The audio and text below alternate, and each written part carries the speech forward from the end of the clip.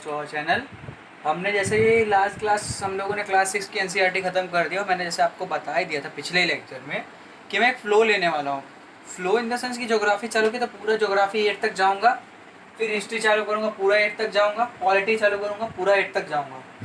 इसका हमने टारगेट रखा है कि हम लोग कम से कम जो 7th क्लास की एनसीईआरटी है चैप्टर, नई एनसीईआरटी में 9 चैप्टर हैं। एक चैप्टर जो है लाइफ एंड टेम्परेट ग्रासलैंड उसको हटा दिया गया है, लेकिन मैं उसको भी कवर करूँगा।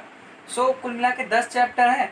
सो अराउंड आज है, जैसा आज 12 मई है, 12 मई को हमारा पहला वीडियो चल रहा है, तो मैं उस चीज़ के हिसाब से अगर देखूंगा तो 20 या 22 तारीख तक मेरी कोशिश होगी कि पर डे एक लेसन ख़त्म करके हम लोग पहुंच जाएं 22 तारीख तक।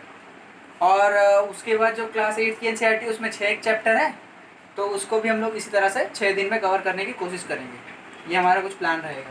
तो आज हम लोग जो चैप्टर के बारे में बात करने जा रहे हैं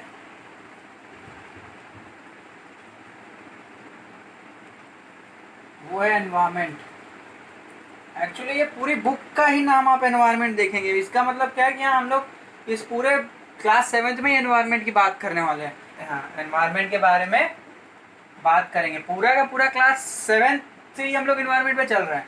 रॉक्स के बारे में पढ़ेंगे हम लोग, एयर, वाटर और ये सब, मतलब जितने अर्थ के कंपोनेंट्स हैं एक तरह से, उसके बारे में पढ़ेंगे। फिर कैसे लोगों का लाइफस्टाइल होता है उसके रिलेटेड पढ़ेंगे। फॉरेस्ट की बात करेंगे।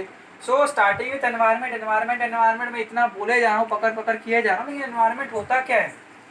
एनवायरनमेंट के बारे में अगर बात करें तो एनवायरनमेंट वो सारी चीज़ें हैं अर्थ की।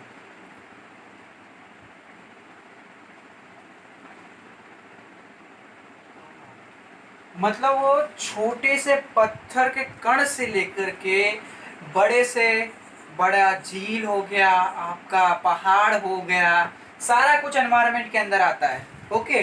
सो अगर एनवायरनमेंट के बारे में मैं बात करूं, ऑल थिंग्स ऑन अर्थ, चाहे वो और इवन ह्यूमंस, नेचुरल थिंग्स आ जाएंगे इंक्लूडिंग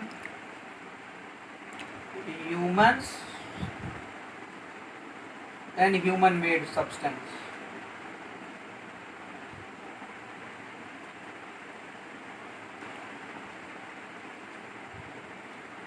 मतलब एक अगर मोटी मोटी में बात करूं, everything that's around us is environment.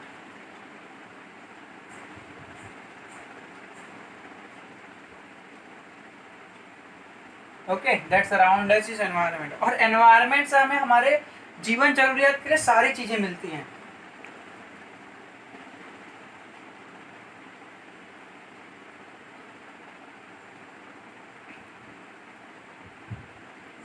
वो चाहे हम लोगों को ऑक्सीजन हो, फल फ्रूट हो, ये सब हो, तो ये सब कुछ इसमें ही एनवायरनमेंट से ही हम लोगों को मिल जाता है। और ह्यूमन क्या करते हैं, एनवायरनमेंट के जो चीज़ें उनको अपने हिसाब से मॉडिफाई करते हैं।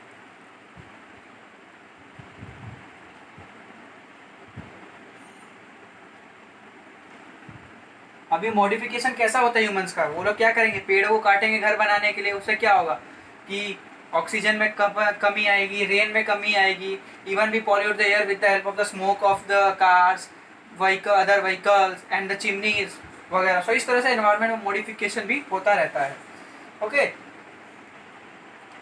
सो इतना सब आप लोग समझ गए होंगे एनवायरनमेंट के बारे में। बेसिक मैंने आपको पूरा आइडिया दे दिया है, जो भी है मोटे मोटे तौर पे एनवायरनमेंट है क्या, क्या क्या उसके अंदर आते हैं, सारा कुछ मैंने बात कर लिया है। अब नेक्स्ट लेक्चर में मैं आप लोगों को कंपोनेंट्स ऑफ एनवायरनमेंट बताऊंगा। Till then enjoy.